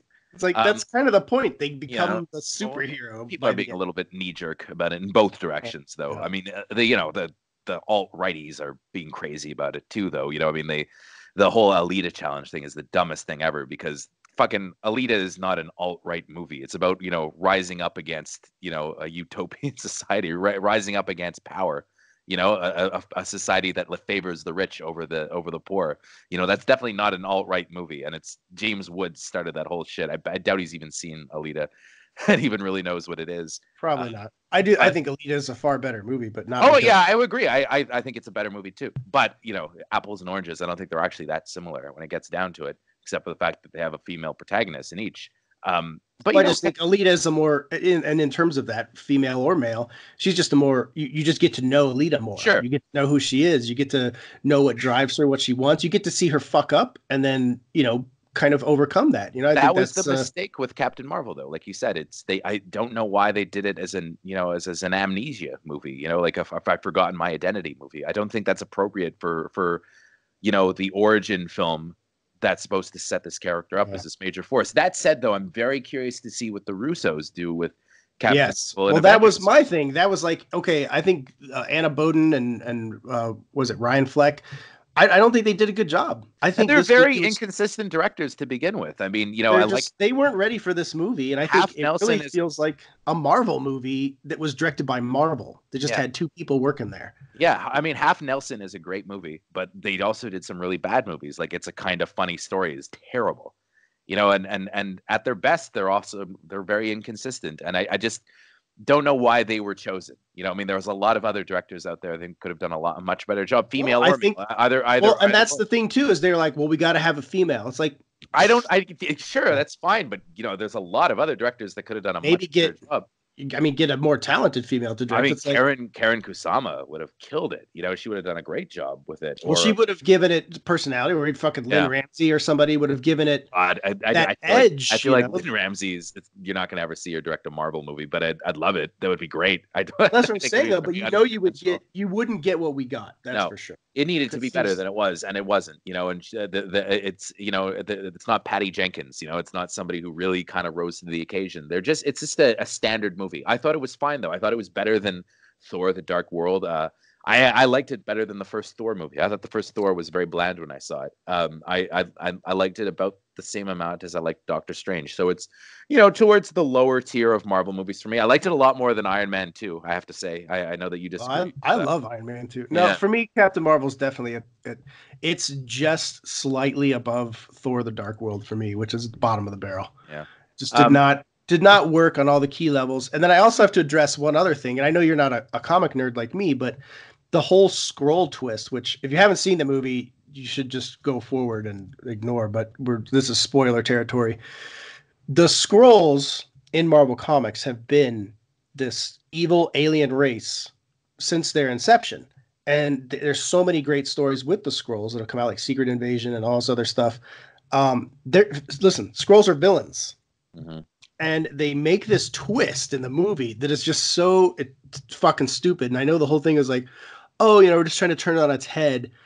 But it almost feels like they're just trying to like shoehorn it into like current events, because they basically make the Skrulls refugees that are just trying to find a home, which is total bullshit, because that's not what the Skrulls do. Skrulls infiltrate planets and take over. They're fucking evil. But they're like, this is a movie universe. We're going to change it, and we're going to make them refugees that are like trying to like find somewhere to live. But then you have the Kree, who are trying to keep them out of their borders. Mm-hmm. And I'm like, oh, got it. I see what we're doing here. And it's so fucking stupid. I and didn't unearned. I didn't care about any of that. I know, but you're not. I mean, but for anybody that's read the comics in any capacity knows that the Skrulls are evil. They're not good guys. I really liked them I really liked Ben Mendelsohn in the part. Actually, it was one of my favorite parts in the movie. He was fine. I mean, he's Ben Mendelsohn, but like, and the other thing too, the action. What scene do you remember from Captain Marvel that was like an awesome action scene? Oh, there were no real great action scenes. I will admit that there were no really good action scenes. Like, how do you put that much money into a movie and make it just like, oh, whatever? The train scene was boring. The car chase was boring. But I mean, I didn't find that there were any great action scenes in Doctor Strange either. I mean, that was, but it was more imaginative, like that. Well, and that was. I've seen Inception. I think they kind of, yes. I'm not going to defend. I mean, I gave Doctor Strange a 7 on 10 when I reviewed it. I didn't, champion that one to the high horses either. But I did like his character a hell of a lot more than Captain Marvel. That's for sure. I have to say though, I thought that when the Russo brothers, because one of the problems with Captain America is that she's built up to be so invincible at the end that nobody's really a threat to her. So it's not a very exciting ending. But the Russos said something interesting where they were saying they didn't find the idea of this omnipotent character that exciting. So what you need to do is you need to find the thing that makes her human, and embrace that. So I feel like they may have a really strong take on that character that might change the way that a lot of people feel about Captain Marvel. And I hope that's what I'm hoping for. That's what I really want. I hope that if they do a sequel to it, though, that they try to find a director that maybe has a bit of a more personal take on it. And oddly enough, I don't think people were happy about this on Twitter, but I suggested, Brie Larson wouldn't be a bad choice to direct it herself, because she did Unicorn Store, which was pretty well received at TIFF. And, it seems that she has a very strong take on the character, and maybe the way to do it is to lean into that a little bit. I mean, I have to disagree with you on that, because I think really what she needs, if she's going to continue in this role, is to work on that character. And having to wear 2 hats is going to distract her from that. And I think you really need a director, and I don't give a fuck if it's male or female.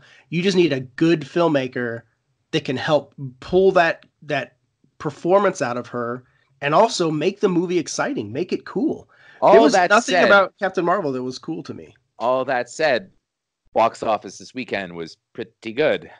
Yeah, well, I mean, we'll see how it does. Yeah, still, opening is always. Listen, at this point, Marvel is Star Wars. It's always going to open just fine. Now, how it performs over time will be interesting. Now, when I left the theater, they were younger kids, like high school, I think, like really young, probably like 8th grade, 9th grade, that were there, and they were in costume or just wearing like shirts and stuff. And I heard them as we were walking out. They're like, well, the next showing starts at such and such a time, so they're going to go see it again. There you go. And I was like, well, hey, in the sense of, sometimes they connect with different people on different levels, and that's totally fine. I would never begrudge anybody if they love a thing. That's not my place to do. But personally, my feeling is it was so ho-hum and lackluster. I don't get it. I don't get what the appeal is on any level, just because I don't feel like on any level it succeeded in any level. It got to a point in some parts that were like, oh, that was kind of interesting. That was kind of cool. But most of it was like, well, they never peaked.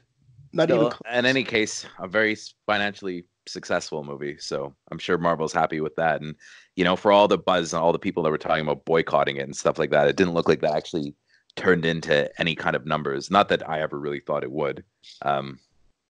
Interesting. It's definitely. Paul, they could drop by 90% next week and it would still be a hit, still be a moneymaker. It's already made $500 million worldwide. It's pretty huge. Yeah, I mean, that's good. But that's not a personal victory for any of us. That's just, hey, that's Marvel making money. Whatever. Mm-hmm. Like, that still doesn't change the fact that it's not a good movie. Mm-hmm.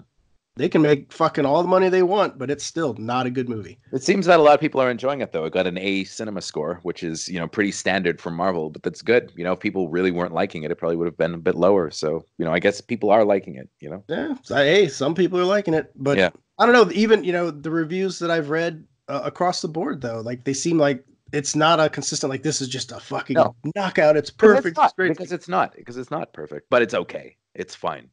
Yeah, it sucked. You're a little nicer about it. Me, it just by the time I left, I was like, literally no redeeming qualities for me. I have a couple. I really hope Russos do something good for it, though. I have a couple other movies that I saw though this week that are pretty interesting. One of them I want to talk about really fast actually is this movie that really disappeared this weekend called The Kid, directed by Vincent D'Onofrio. It's a Western with Ethan Hawke and Dane DeHaan and Chris Pratt.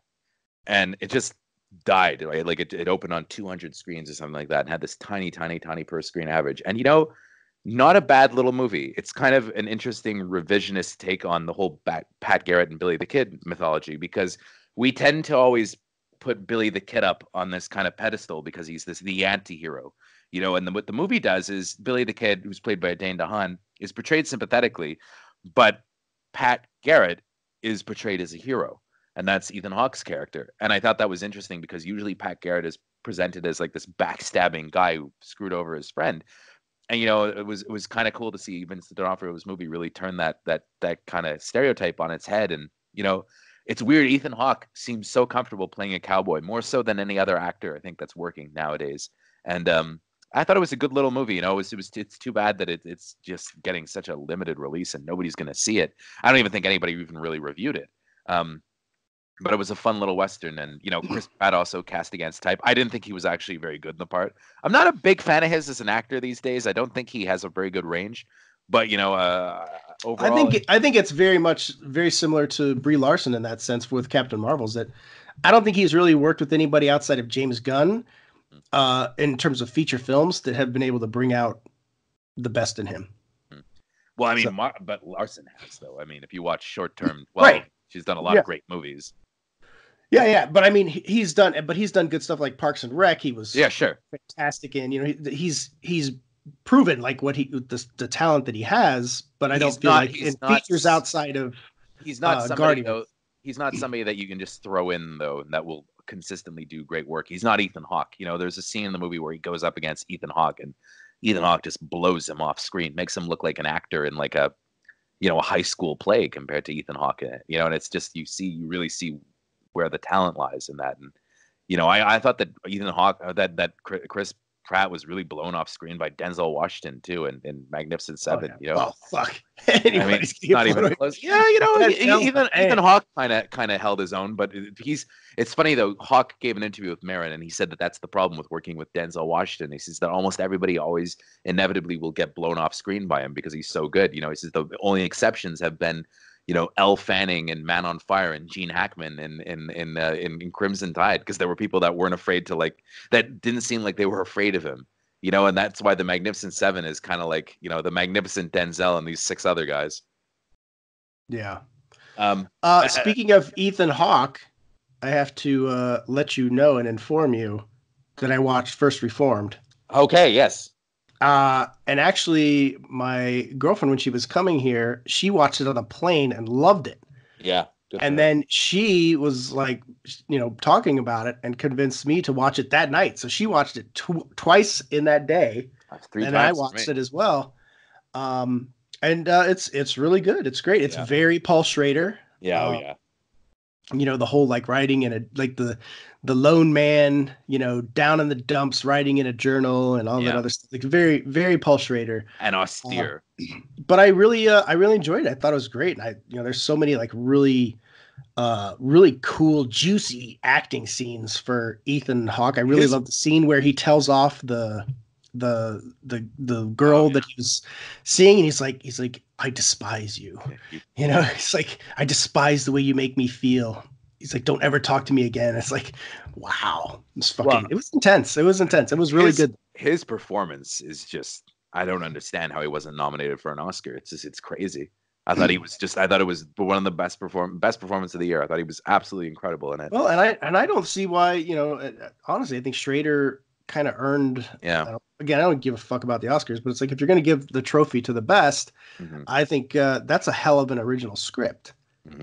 That's a really nice piece of work. So, I would tell you to watch it again too, though. It really is an interesting movie to rewatch because you pick up on a lot of things. I've seen it. I probably will. I mean, it really felt. It's been a journey.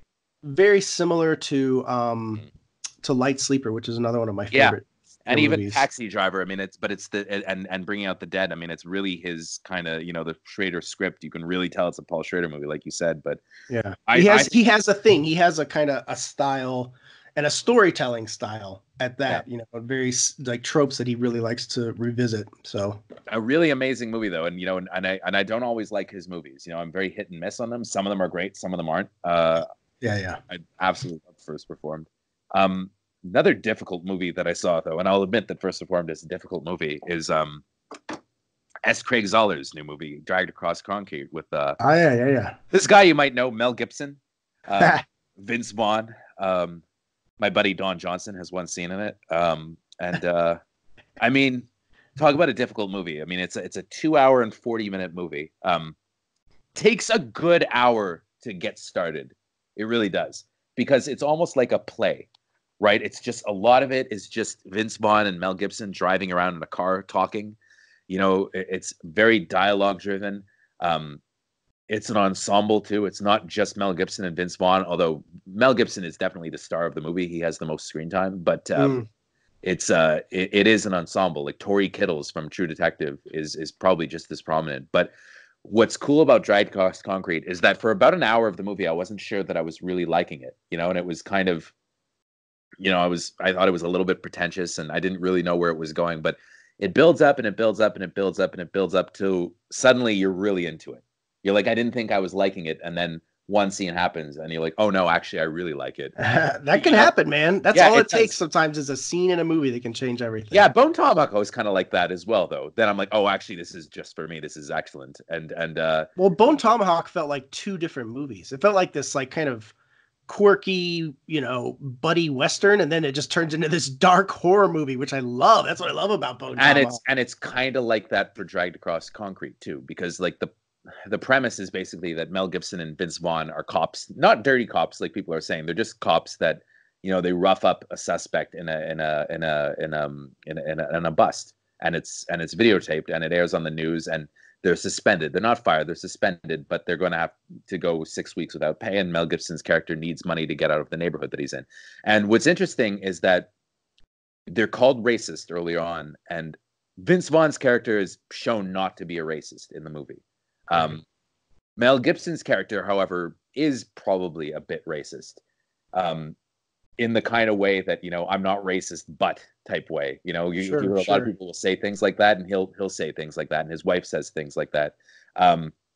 But his perspective is kind of challenged a little bit in the movie, and it was a ballsy role for Mel Gibson to take, especially with his own baggage, going into it, because it seems at first, because knowing that Zoller is a pretty, conservative leaning guy, I was watching it and I was like, fuck, it's almost a little bit racist, but then something happens and then you turns around and you're like, well, actually it's a lot more nuanced than you think. And even some of his harsher critics are reviewing the movie and they're like, no, there's something else going on in this. And it's kind of hard to pin down who he is off of watching his movies, because he seems to be very open-minded in certain ways. And yeah, Mel Gibson's character says some pretty bad things, but then it's also, well, is he really a hero? And then, but is he bad? He's not bad either. That's the thing. He's not a bad guy in the movie. He's shown to also be a good cop and occasionally a heroic person.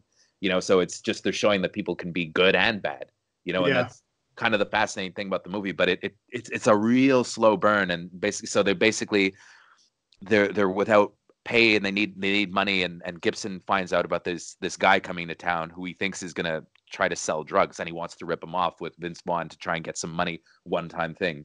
And it turns out the guys are planning this hardcore bank robbery, and they're like this crew of psychotic gunmen, just like fucking animals, right? Yeah, nice. And it's just getting worse and worse, and they rope in these two getaway drivers who are played by Tori Kittles and Michael J. White, who have their own thing going on. And they're like the counterpoint to Mel Gibson and Vince Vaughn in the movie. You get Mel Gibson and Vince Vaughn in the car chasing after them and watching them, and then you get, Tori Kittles and Michael J. White, and Michael J. White is like, and Tori Kittles, but like, what the fuck are we doing with these guys? These guys are fucking animals, and we're all gonna die. And we killed all these people for no fucking reason, and holy shit, what are we gonna do? And and it's kind of cool too because they're in whiteface for a lot of the movie, which is a daring move. But you know, it pays off though, and no character is done in a two-dimensional way. Well, except maybe the bad guys, Thomas Kretschmann's character, and his henchmen. You actually never even see their faces, but it anyway, and it ends up paying off in this extended action scene that goes on for about an hour. Right, like the last hour of the movie is like an extended kind of slow burn action scene that really builds up and up and up. And I mean, if you like Mel Gibson, you're going to see Mel Gibson in an action role again. I mean, you're definitely going to get it in Dragged Across Concrete, but there's more to it than that, and it goes into unconventional, an unconventional way. And I thought Tory Kittles is really good in the movie. Michael J. White too, I've always been impressed by, but they gave him a really juicy part in this. Vince Vaughn's good. It's not as much his movie though as Brawl in Cell Block 99 was, but he's a lot more laid back and kind of not brash like the typical Vince Vaughn character. And I find it kind of interesting that S. Craig Zahler seems to be doing that with him, like taking him in a different direction than we know him as. Don Johnson has one scene which is really cool because he's basically Gibson's ex-partner who's risen so far above him. And there's a scene where you see like a photo of them on the wall, and it's like a young Mel Gibson and a young Don Johnson, like circa Miami Vice and Lethal Weapon. Like it's this weird kind of thing. Like, what if Crockett and Riggs were partners? Which is kind of nuts. That's like a fantasy. Yeah, right, mine there. Definitely. But you might touch yourself to that one. There's a lot of really good acting in it. Jennifer Carpenter has a small role, but a really well written part and a really interesting part. Fred Malamed. Also, I really liked it. And it's funny, for about an hour of the movie, I was like, I don't know if I'm going to be able to, if I'm really liking this. This is the movie. This is S. Craig Zahler went too far this time, and I just don't really like it. But then all of a sudden something happens, and I'm like, no, actually, this is amazing. Nice. That's good to hear, though. The only complaint is that Lionsgate, they sent their shittiest screener of it.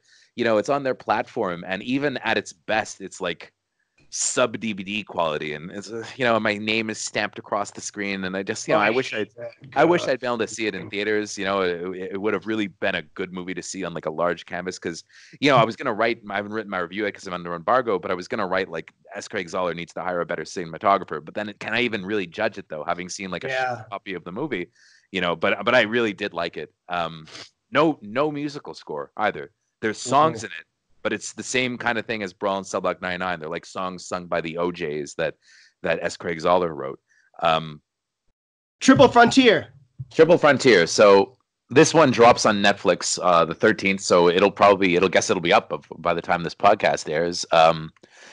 So yeah, it's J.C. Chandor, and it's Ben Affleck, Oscar Isaac, Pedro Pascal, Charlie Hunnam, and Garrett Hedlund are ex-Special Forces guys who are pulled together by Oscar Isaac's character as one of their members who's become a mercenary.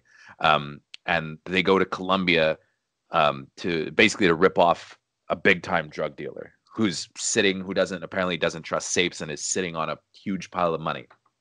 So they want to get his money. And when they go there, they realize that the whole house is made of money. Literally is hundreds and hundreds and hundreds of millions of dollars buried that they take with them. But the problem is, how do you transport this money, right? And it's one of those things, like their plan to get the money out of the country just goes haywire in a really cool action scene. And now that you're left with these huge sacks of cash, and how do we carry it across? And how much money is enough for what we've gone through? And the greed, and it's just a little more, let's just get a little bit more. And it's very similar to Treasure of Sierra Madre, an old Humphrey Bogart movie, and a bit like Sorcerer. I love Treasure of Sierra Madre. I love that movie. Yeah, and a bit like Sorcerer as well. It's just like what role greed plays, and what is it more important than. And it goes down an interesting direction, because you might think that the guys are all going to fuck each other over, and it's not quite like that either. It's not as simple as that. Everybody reacts to things differently, but it plays out in a really satisfying way. And really good ensemble cast. I thought everybody was great in it. I'd say probably Oscar Isaac is essentially the lead, but it's very much an ensemble. Everybody is pretty prominent. I liked Affleck is good, and Affleck is totally out of shape in the part and has a huge gut, but it actually plays well to the part because he's supposed to have gone to seed, right?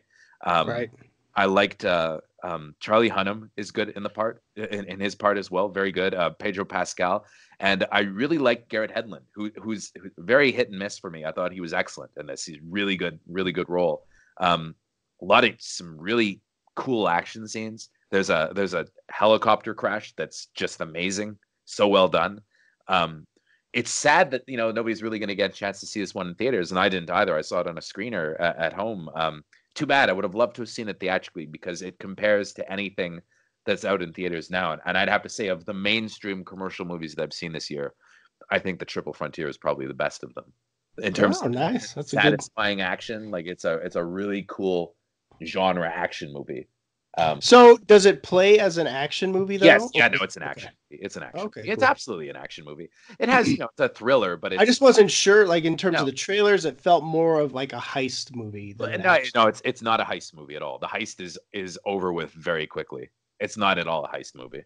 Nice. Actually, that makes me more excited for it because I was not excited for another. Yeah, it's not a heist movie. I'm sick of heist movies too.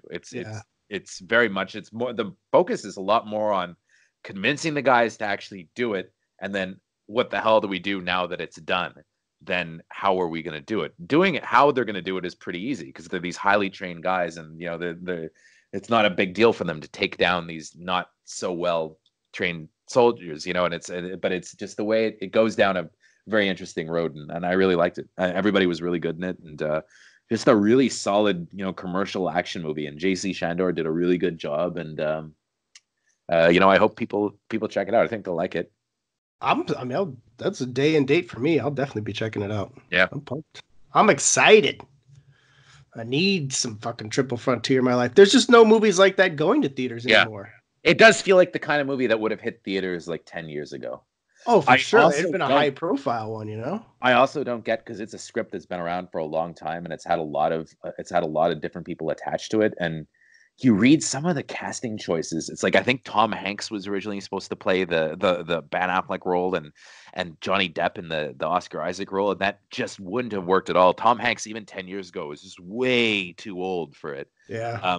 And then Mark Wahlberg was going to play the part, and if it had been Mark Wahlberg, it would have turned into a Mark Wahlberg movie, and it would have been simplified so much, and it would have not been, and it wouldn't have been an ensemble movie. It wouldn't have been J.C. Chandor. They probably would have gotten Peter Berg, and it would have been a Mark Wahlberg action movie, and that would have ruined the movie because it is a true ensemble. None of these guys is too big of a star. I think that's how it kind of works to the advantage of the movie, so nobody really dominates. Ben Affleck really is he's not dominant in the movie at all. He has a good role, but he's not the star, and it's a really good ensemble movie. In fact, it reminded me a bit of like The Dirty Dozen, a movie like that, just a really good team movie. You buy the relationship between the guys. There's not a lot of exposition. It's funny because you really don't learn much about any of the characters at all, but you pick up what you need to know just by watching them interact. It doesn't need to be spelled out for you. Well, that makes me very happy. Just very effective. A very effective. To be honest, I was expecting Triple Frontier to be a movie that looked like it would be good, and then to be kind of middling, a middling Netflix movie. But I'm glad to hear that it's really is one of the best Netflix movies I've seen, and also a disciplined Netflix movie. Slick 2 hours, and I think they really kind of hit their stride though, because that's two really good ones I've seen from them this month. That and The Dirt. There's always like a Netflix bloat usually that you feel on anything, even Apostle, which I really liked, but not in this case. This is more like almost like Bird Box, I guess. Like it feels pretty lean and commercial, and also a really like a real guy movie. And I watched it with my girlfriend, and she loved it. She thought it was great. And she's often, somebody will complain like, well, this was too macho or whatever. She gets mad when she hates Michael Mann. I love Michael Mann, but she, yeah, horrible. I love Michael Mann, but I wish he was making movies like his earlier stuff again. Yeah, me too. But she really liked it. She really liked Triple Frontier. She thought it was great. Well, that's good to hear. Look at that. 2 endorsements. On the edge of her seat, and I really liked it. I'm surprised that some of the reviews aren't so hot, but I think that a lot of people are kind of wishing it had been deeper, and it's not really. It's an action movie. It really is. It's a 2-hour action movie and a really well done action movie with some really cool action scenes. Not too over the top either, though. Like you kind of you buy that these guys were in the military together, and the heroics aren't like, jumping away from fireballs and stuff like that. It's more matter of fact, the violence, Yeah. There's no specific villain for them to go up against. It's not really personal for them. It's more we just want the fucking money, and they also kind of embrace the fact that that itself is morally murky, and they're I think you'll appreciate it. It's very good. Sweet. Well, that is quite a bit of topics we've covered this week. Shall we do some listener questions? Sure. How long have we been on for? 3 hours? Oh, we're coming up on 2. That's pretty good. Not quite. Yeah, we're good. We're good. Give us a little time to chat here. So let's see here. What do we have? Okay, so Ulysses says, "Hello guys, hope you are having a fantastic weekend. Saw Captain Marvel, thought it was mediocre, but I know you guys will talk about it." Yes, we did. Yeah, we did. Yeah. But what's the most guilty pleasure movie? Mine is Daredevil 2003, Batman Forever, and Superman 3. Excited for the real Captain Marvel, as you should be, because it's 1,000 times better than Captain Marvel. I mean, Superman 3, it's funny. I do have a certain fondness for it just because it was the first Superman movie I saw as a kid, and I loved it as a child. I watch it now, and I can see like all the it's not a good movie. It's pretty awful, actually. But I do have a weird kind of fondness for it as well. I do too.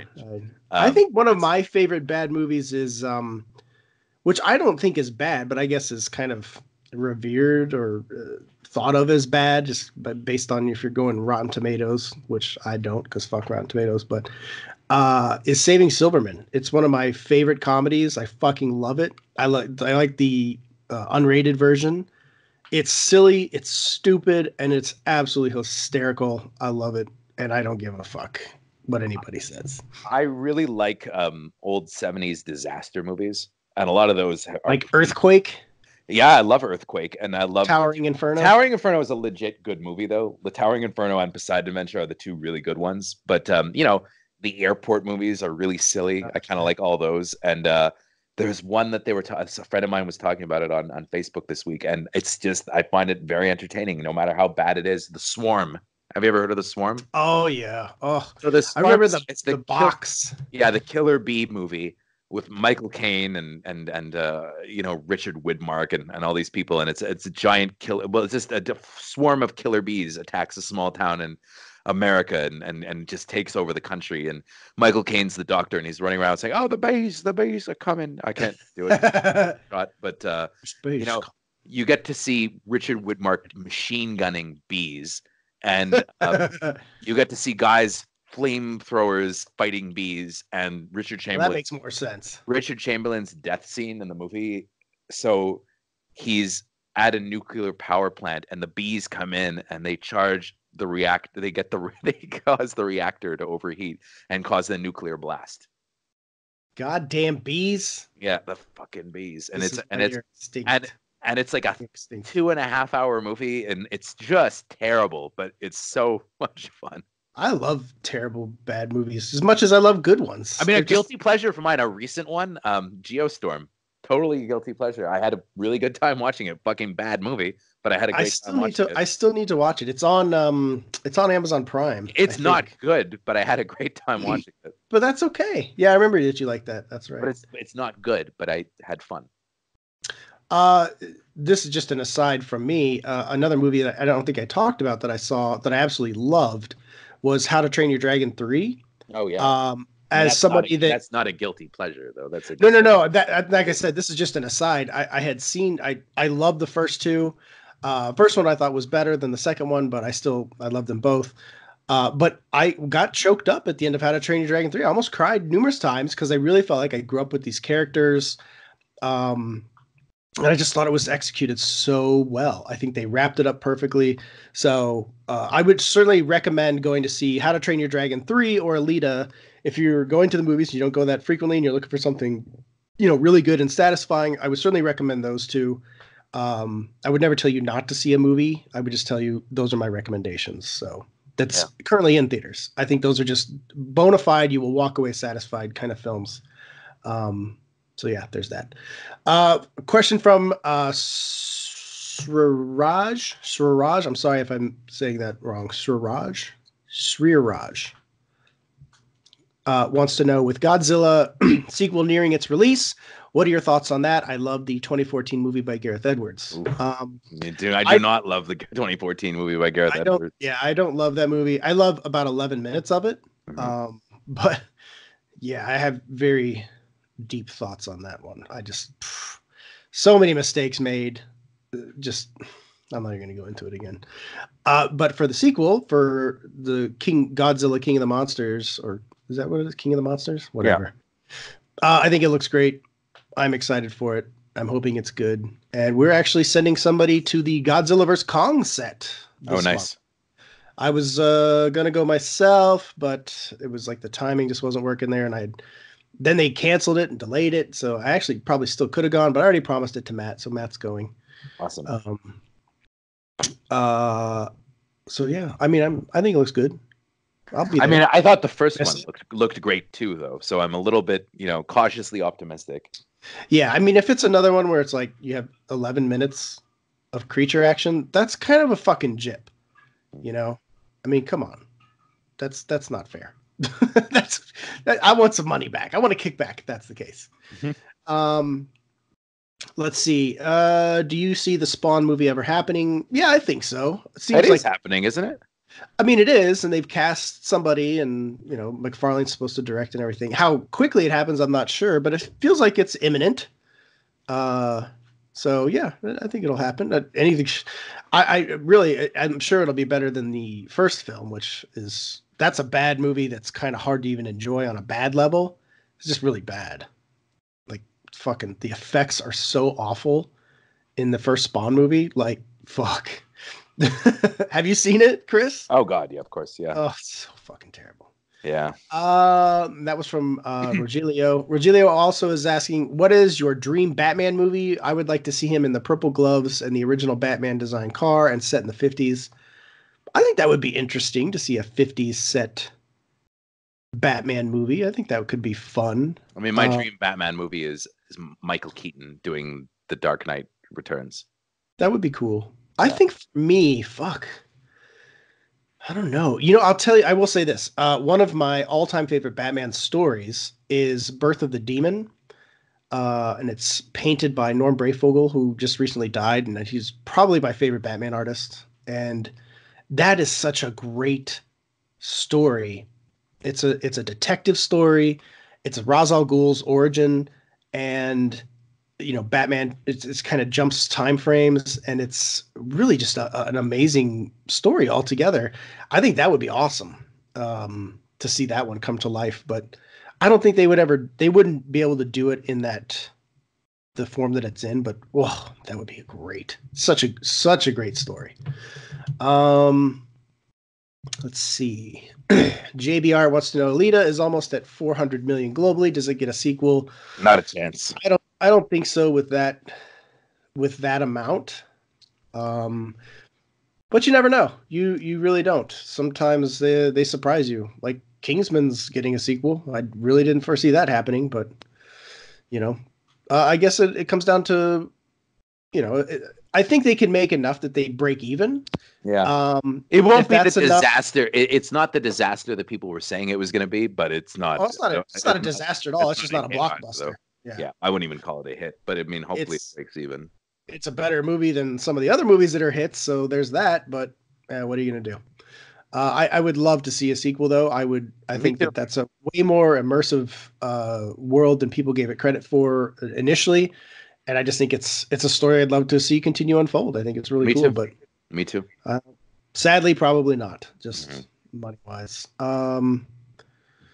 Kevin Muller just saw Captain Marvel. Do you find the 90s nostalgia overdone? Yes. They fucking lean far too heavily in it. And I felt that the 90s music that they used was just so, obvious. I liked it, actually. I liked the 90s nostalgia. For me, that was one of the things that kind of made the movie, I guess. I mean, if anything, I find 80s nostalgia is overdone. So it was kind of fun to see. How dare you, Christopher? We are all I love the 80s too, man. But, I liked the blockbuster stuff, and I had fun with the 90s aspect of it. I just felt the music was so obvious.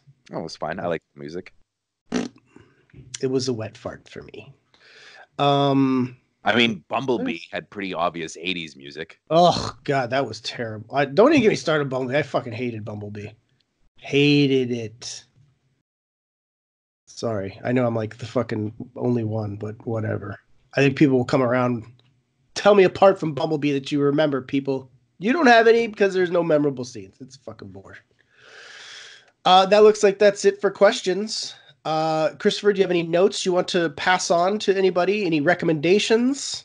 I mean, I would say watch Triple Frontier when it comes out on Wednesday. Really, it's great, and I hope that it does well for Netflix because it's the kind of movie that isn't made anymore outside of Netflix, and it would be great if they kept making them. Yeah. Yeah.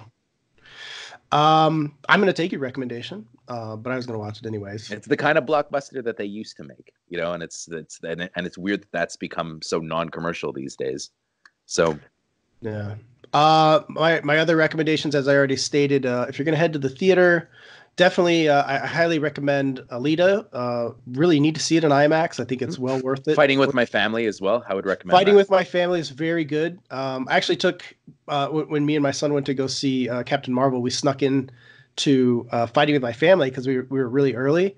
Mm-hmm. It was funny because he doesn't do that, so has never done it. So he's like, no, Dad, we can't do that. We can't. I said, get the fuck in here. Stop acting like that.